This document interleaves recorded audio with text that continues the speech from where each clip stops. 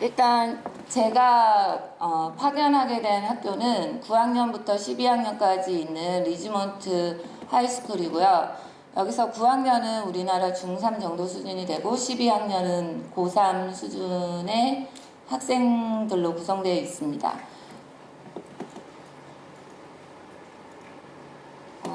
이것은 학교 시간표인데요. 시간표가 보시면 두 개로 되어 있는데 데이 1하고 데이 2 이렇게 되어 있습니다. 그거는 홀수날은 데이 1으로 짝수날은 데이 2로 이렇게 수업이 진행되고 있고요. 이거는 실제로 제가 참관했던 시간표입니다. 그래서 보시면 지리 수업도 있고 수학 수업도 있고 그 다음에 ESL이라고 해가지고 잉글리시 러너를 위한 수업도 있습니다. 근데 저는 처음에는 9월 중순부터 10월 중순까지는 이 시간표대로 했고요. 그 다음부터는 제가 직접 선생님들 찾아다니면서 수업 참관해도 되겠습니까? 하면서 물어서 다녔습니다. 다들 이 연수 참가하면 이제 컨택 티처를 만나게 되는데요. 공교롭게도 저는 컨택 티처가 교장 선생님이셨습니다. 그래가지고 그 캐나다 교장 선생님은 굉장히 바쁩니다. 그래서 하루에 얼굴을 볼 수 있는 기회가 없어가지고 제가 직접 선생님들 찾아다니면서 과목 무엇입니까? 해가지고 제가 수업 들어가도 되겠습니까? 해가지고 수업 많이 들어갔고요.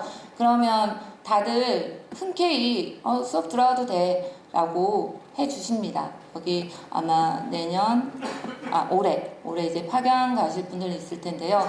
직접 찾아가서 직접 눈 마주치면서 나 너 수업 들어가도 돼? 하면 다들 흔쾌히들 맞이해 주시니까요. 그런 거는 걱정하지 않으셔도 되고요. 그 다음에 저는 고등학교 인문계 고등학교에서만 15년을 근무했습니다. 그래가지고 아까 교육감님이 말씀하신 대로 그 출제 경향, 수능 출제 경향 식으로 해가지고 문제집 풀이하고 그런 식으로 많이 익숙해진 수업 방식을 채택했는데요. 근데 요즘은 이제 수시 전형과 그 다음에 교과 세트 굉장히 중요하기 때문에 이 연수에 굉장히 관심을 많이 갖게 되었어요. 그래서 캐나다 그 온타리오주에 있는 학교 가서 실질적으로 이 사람들이 교사들하고 학생들의 상호 그 관계가 어떻게 이루어지는지 집중적으로 많이 관찰했고요. 그리고 많이 배워서 왔습니다. 그래서 일단 그 제가 파견하게 된 그 학교 선생님들은요, 자기 과목에 대한 교육 과정에 대해서는 굉장히 많이 공부하고 인지하고 있었어요. 왜냐하면 과학 과목 같은 경우를 제외하고는 대부분의 과목이 교과서가 없습니다.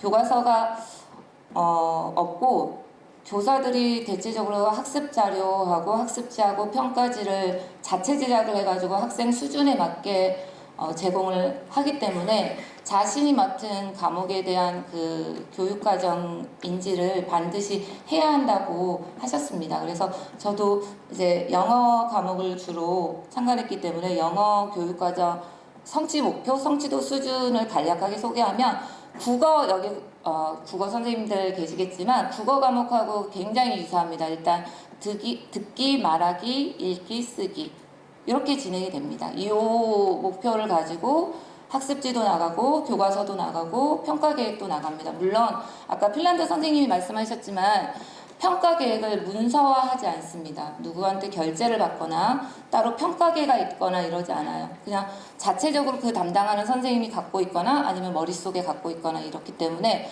그때 상황에 따라서 학생들 수준이 작년보다 못하다 아니면 작년보다 높다 하면 바로 학습지나 교과서가 바뀌고 그 다음에 평가 계획도 바뀝니다. 그러니까 굳이 문서화하지는 않습니다. 근데 어떤 선생님은 문서화하기도 하고 그 우리나라처럼 나이스 같은 그 컴퓨터 시스템이 있어서 거기에 기록하기도 하는데 강제성은 없다고 합니다. 모두 교사의 자율성에 맡기기 때문에 평가만큼은 교수학습 이런 것들은 모두 교사한테 맡기기 때문에 그런 자료는 별로 없고요. 교육과정 목표 보시면 듣기, 말하기, 읽기, 문해력, 그 다음에 매체 언어 학습이 있는데 제가 참관했던 영어 수업에서는 반드시 웹툰이라든가 동영상이라든가 이런 것을 제작해가지고 꼭 발표하게끔 하더라고요. 그래서 이 매체 언어 학습을 반드시 평가 계획에 넣는 특이사항을 많이 봤어요. 그러니까 이걸 넣는 이유는 많은 우리나라 학생들도 마찬가지지만 캐나다의 많은 학생들도 주변에 미디어에 노출이 굉장히 많이 되기 때문에 일단은 미디어를 비판적으로 습득하는 방식을 가르쳐주고 그 다음에 자신이 그 미디어를 매체를 실질적으로 제작해보는 학습 기회를 제공하는 것으로 되어 있더라고요. 그래서 이 교육과정에 이 매체 학습이 들어가고 수업 시간에도 이것을 많이 활용하는 것으로 보였습니다. 제가 지금 발표하려고 하는 수업은요 11학년 영어 수업이고 이 수업은 그 4년제 대학교를 가기 위해서 만들어진 학급을 위한 수업입니다. 그러니까 제가 파견된 학교는 4년제 대학 진학용 학급반, 그 다음에 2년제 전문대학 진학용 학급반이고 그 다음에 그냥 직업 졸업만 해서 직업을 갖기 위한 학급반이 있었고요. 그런 식으로 했는데 저는 지금 발표 자료에서는 이제 맥베스 수업에 대한 평가를 사례로 제시하려고 하는데요. 일단 이 리지먼트 하이스쿨은 1교시가 75분 수업이기 때문에 평가가 이 75분 수업 안에 충분히 이뤄지도록 구성이 되어 있습니다. 근데 물론 평가가 있기 전에는 반드시 학습이 있어야 되기 때문에 요 맥베스 그 셰익스피어의 맥베스 학습을 하는 방식은 굉장히 평범했어요. 저는 뭔가 있을 줄 알았는데 그냥 학생들한테 한 권씩 책을 주고요. 그거는 학교에서 모두 책을 삽니다. 사서 그 수업 시간에 학생들 모두에게 맥베스 그 책을 나눠주고요. 교사가 75분 동안 그냥 읽고 학생들도 읽고 이렇게 진행을 해요. 그래서 뭔가 우리처럼 제가 국어교사이기 때문에 저희 여기 국어 선생님들 아시다시피 밑줄 긋고 이거의 상징적인 의미는 이거의 이미지는 이 대사가 의미하는 것은 이런 거 간간이 있지만 우리처럼 그렇게 많이 하지는 않고요. 그냥 많이 읽고 그 다음에 학생들한테 돌아가면서 읽도록 하는데 그게 제가 참관했던 선생님에게 물어보니까 그거 자체가 굉장히 단순해 보이지만 읽기 능력과 듣기 능력과 말하기 능력을 동시에 평가하고 있다라고 말씀을 하시더라고요. 그래서 가장 단순한 수업 방식이 가장 좋은 거다라고 그분은 말씀하셨고요. 그 다음에 이제 그 수업이 끝나면 수업 안에서 이제 평가가 이루어지는데요. 물론 과제로 제시해서 이 수업 시간에 다 못한 학생들은 나중에 과제로 제출하기도 하지만 일단은 기본적인 것은 수업 안에서 평가를 하겠다라는 그 기본 골자는 그대로 진행이 되고요. 여기서 보시면 섹션 A부터 섹션 D2까지 있는데 섹션 A 수행평가는 지금 잘 보이시지는 않겠지만 객관식 문제입니다. 객관식 문제 해가지고 몇 개 맞는지 몇 개 틀린지 해가지고 점수를 부여하는데 일단은 요 4년제 대학 가는 학생들에게 셰익스피어 작품은 굉장히 고전으로서 굉장히 중요하기 때문에 그 객관적인 내용 이해 파악이 반드시 들어가야 된다고 합니다. 그래가지고 그 사실적 이해를 묻는 객관식 문제가 나오고요. 뿐만 아니라 캐나다는 10학년이 되면 OSSLT라고 해가지고 10학년에서 11학년으로 진급해야 되는 우리식으로 말하면 국가 성취도 평가가 있는데 그 평가 문항에도 객관식이 있기 때문에 객관식 문항을 아예 배제하지는 않는다고 합니다. 그래가지고 객관식 문제 있고요. 그다음 보시면 섹션 B에서는 이제 알맞는 거 찾는 건데 우리나라 국어 수업처럼 그렇게 심하지는 않지만 상징적인 의미 그 다음에 표현상의 특징 이런 거 중간중간에 배우기 때문에 그 의미를 찾을 수 있느냐 정도는 묻는 문제를 하는데 근데 이거는 수업 중에 이루어지고요. 그 다음에 학생들이 교사한테 이거를 해결하면서 끊임없이 질문합니다. 끊임없이 질문하기 때문에 교사가 어느 한 자리에 머물러 있는 시간이 별로 없었어요. 계속 학생들 이게 손들고 질문하면 가서 얘기해주고 손들고 질문하면 가서 얘기해주고 이러는데요.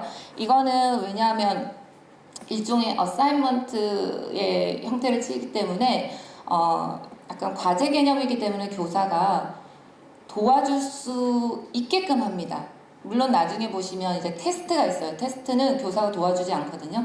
근데 요 어사이먼트 같은 경우는 교사하고 학생 간이 수업 중간에 굉장히 끊임없이 상호작용하고 학생과 학생 간에서도 서로 묻고 대답할 수 있는 그런 평가 방식을 채택하고 있기 때문에 수업 시간 안에 굉장히 어찌 보면 소란스럽습니다.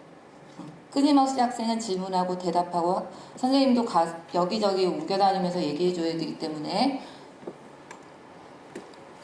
그 다음에 이거는 미디엄 폼이라고 하는데 섹스피어의 이거 맥베스가 연극을 목적으로 하는 희곡이기 때문에 학생들에게 이 연극적인 요소, 희곡적인 요소를 가르쳐 줍니다. 왜냐하면 나중에 이걸 가지고 학생들이 연극을 합니다. 그렇기 때문에 이 형식을 알고 있는지에 대한 문제를 평가 방식으로 채택해서 학생들한테 제시를 하고요. 물론 교사는 그것을 이제 수업 중에 얘기해 줍니다. 가르칩니다. 평가만 하는 게 아니라 가르침도 있어야 하기 때문에 무조건 가르치고요. 가르침이 있은 다음에는 반드시 평가를 합니다. 그 다음에 평가가 있으면 반드시 피드백을 합니다. 그게 제가 참관한 그 수업 시간에 그 안에 이뤄지는 수업 과정이었고요. 그리고 섹션 C하고 D는 어쨌든 학생들이 이제 문장을 만들어야 되는 거기 때문에 여기서 보시면 루브릭이 당연히 제시가 되고요. 루브릭은 보시면 앞에 세로줄 맨 앞에 세로줄 같은 경우는 앞서서 제시한 영어 교육 과정에 나와 있는 그 내용들을 제시한 거고요. 그 다음에 가로줄은 당연히 레벨입니다. 얼만큼 얘가 성취도를 보였는지라는 거에 대한 것이고요. 이거는 학습지와 함께 학생들한테 같이 나갑니다. 그래서 어찌 보면 선생님 나름대로는 요 평가 기준대로 공정하고 공평하게 채점할 거야 라고 보여주는 겁니다. 왜냐하면 섹션 C하고 섹션 D 같은 경우는 서술형, 문장형이기 때문에 학생들이 제가 물어봤어요. 이거 어찌 보면 주관식이고 서술형인데 불만사항 없느냐. 우리나라는 좀 많거든요. 인문계고등학교는 해서 물어보니까 그래서 이 루브릭을 좀 많이 철저하게 제공을 하고 불만 있는 학생들 당연히 있고 근데 이런 서술형 평가라든가 주관형 평가가 뭐 1년에 한두 번이면 불만이 많을 텐데 보통 이 캐나다 고등학교의 이런 서술형 평가 같은 경우는 70% 정도가 됩니다. 그래서 굉장히 많이 나가요. 그러니까 끊임없이 아이들은 무엇을 쓰고 끊임없이 나와서 발표를 합니다. 수업 시간에. 그렇기 때문에 자기가 몇 번 이제 여러 번 써보면 본인이 자신의 실력을 어느 정도 알고 선생님은 계속 피드백을 해주기 때문에 그렇게 크게 불만사항은 없다고 합니다.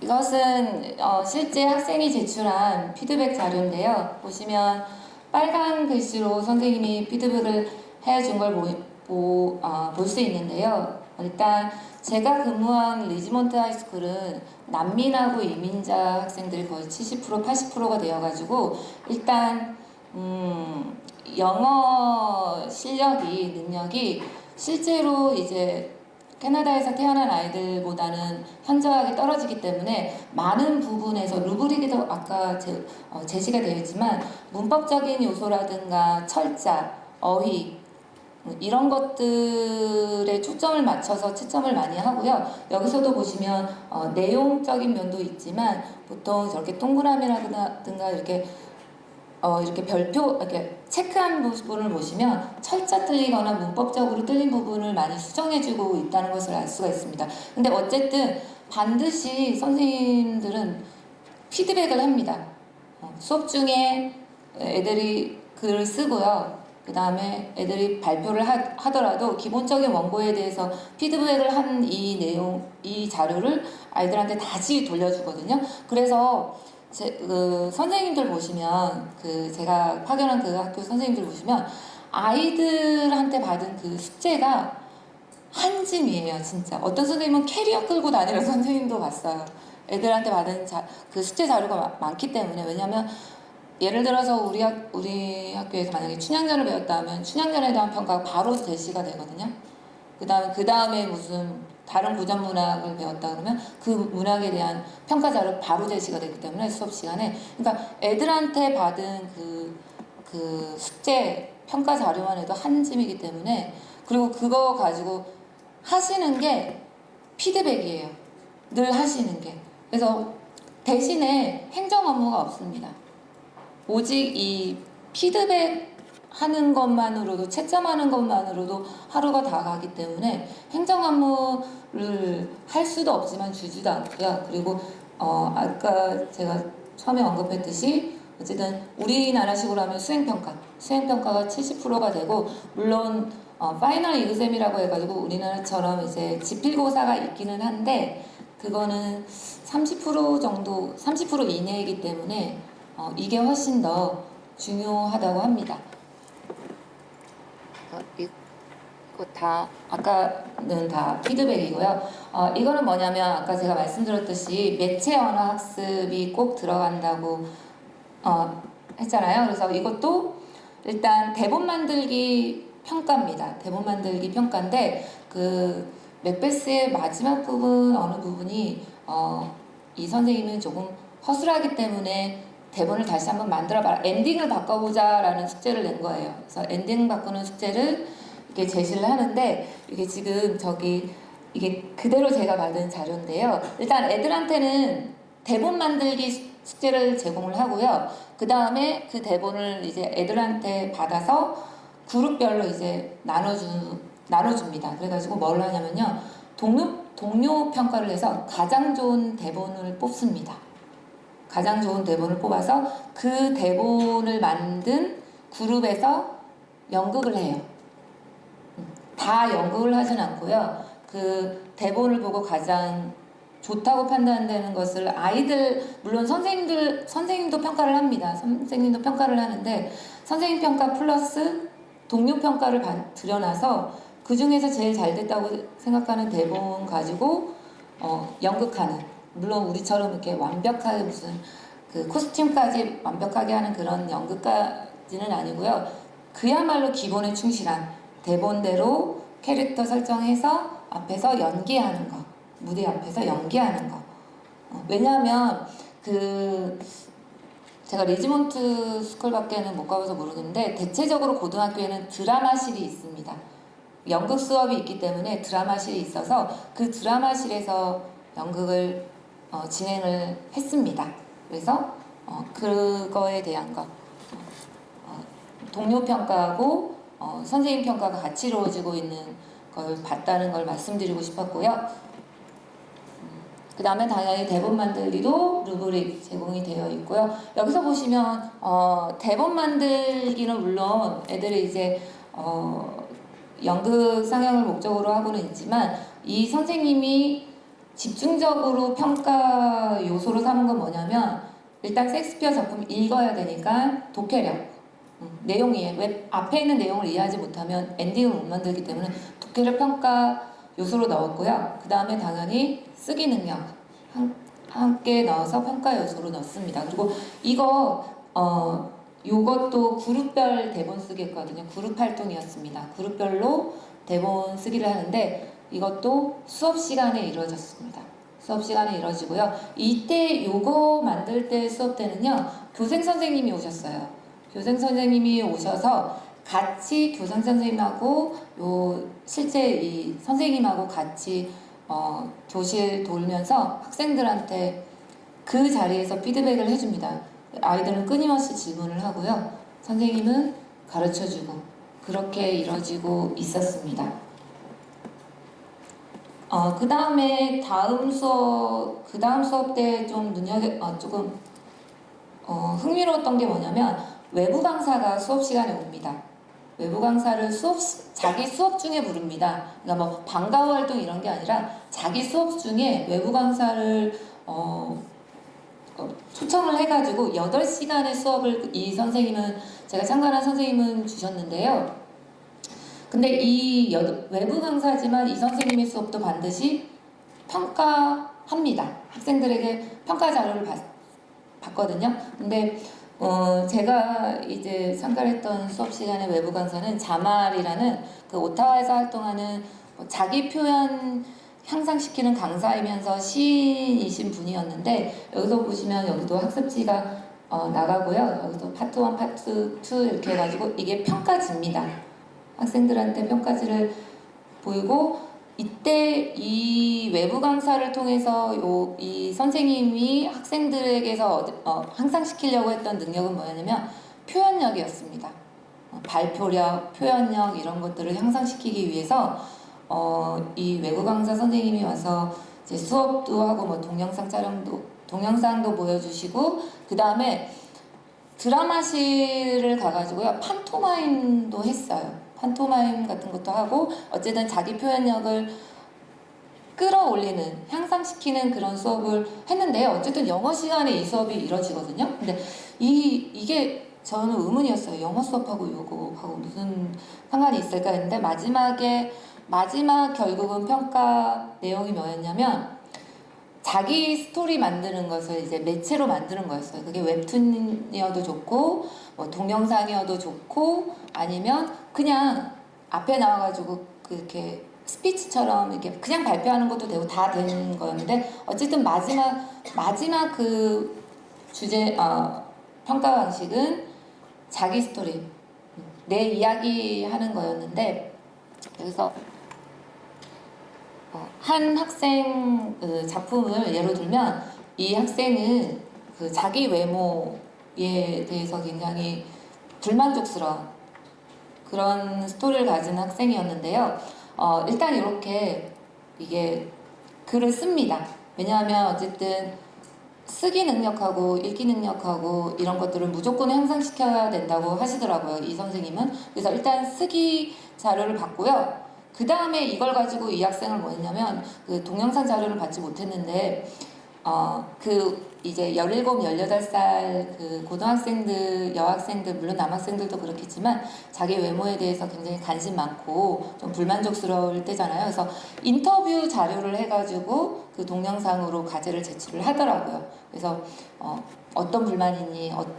어떻게 했니? 뭐 이 학생은 다이어트 때문에 엄청 힘들었다. 뭐 마지막에는 뭐 죽고 싶었다. 이런 말도 쓸 정도로 굉장히 자기 감정에 솔직하게 썼는데, 어떤 학생은 이제 요 학생은 인터뷰였고요. 다른 학생은 소말리아나 이런 시리아에서 난민으로 오는 학생들이 많았는데, 그 자기가 난민 생활하면서 겪었던 가족 이야기를 그 동영상으로 만들었는데 굉장히 슬펐거든요.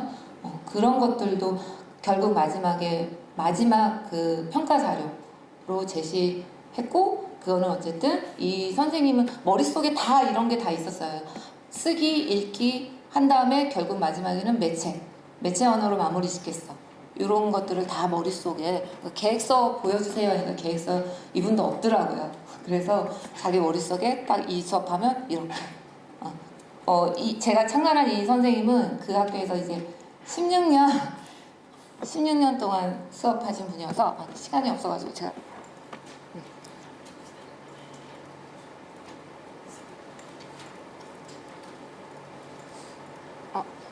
이거는 제가 9학년 지리 선생님 수업 참가한 건데, 지리 수업보다는 이거 평가 계획서, 일종의 평가 계획서입니다.